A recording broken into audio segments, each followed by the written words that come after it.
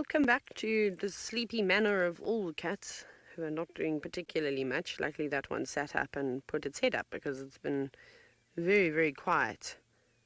There's been no more roars from the north and everybody is fast asleep at the moment. And so far, the Nkuhumas are still all out in the sun, although it's not warm this morning. It's pretty cool. So I think they might be enjoying the morning light that's just sort of hitting their bodies now. But it's inevitable that they'll move to the shade. It does look like they've eaten something at some point. Now I know the evokers had been on a kill yesterday. Perhaps they stole a kill from this lot.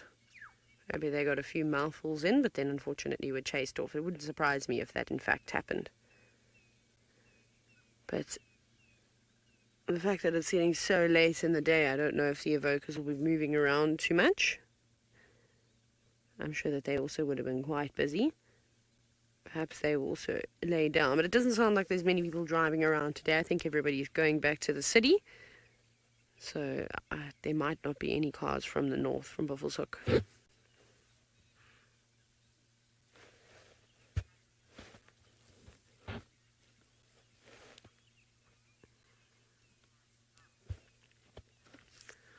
Mrs. Lapwing and Kermie, unfortunately, this is a virtually impossible question to answer until we actually watch it happen. I don't know what will happen. I don't know if the lionesses will allow those two males to follow them.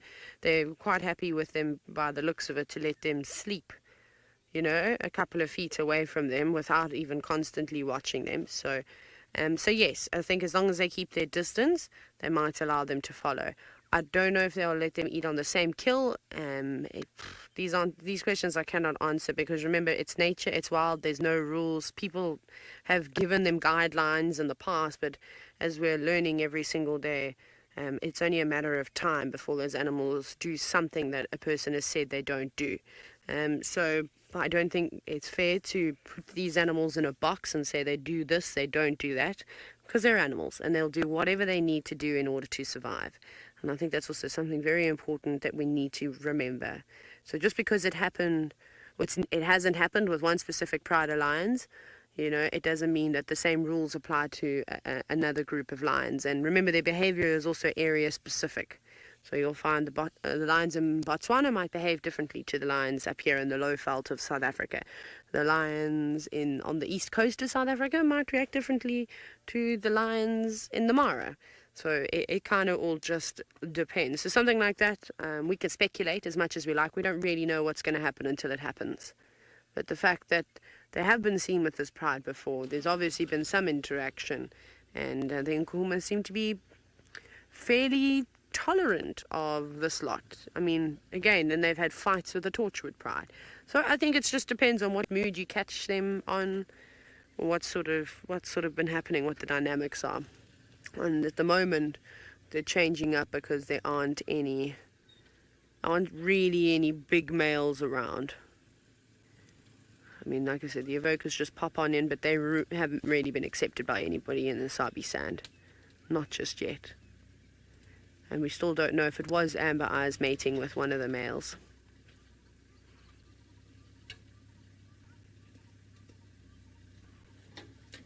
Okay. Randy, you said apparently the Nkuhuma pride did allow the two young Mhangeni boys join on a kill. So that's quite interesting. So there we go. They're fairly tolerant cats. Again, I think it just depends on the situation. If it's a small animal, if they've killed a Inyala, they probably do not want anyone else to come and feed on it because that's barely enough for a mouthful of the Nkuhuma pride. So to have two more mouths to feed, I don't think they'll be happy with that. But perhaps if it's something as big as a buffalo or maybe a big kudu, then yes. Then that, of course, could be slightly a different situation. But like I said, every situation is different. You know, it will never be the same. It's quite crazy that there's actually a fair amount of mange in the lions around on the Sabi Sand.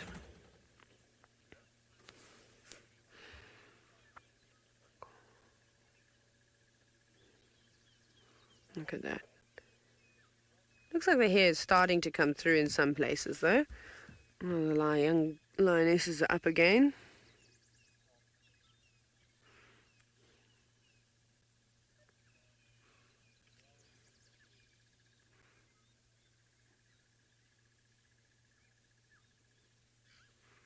I'm going to flop down in the middle where it's comfy to lay on top of all other lions.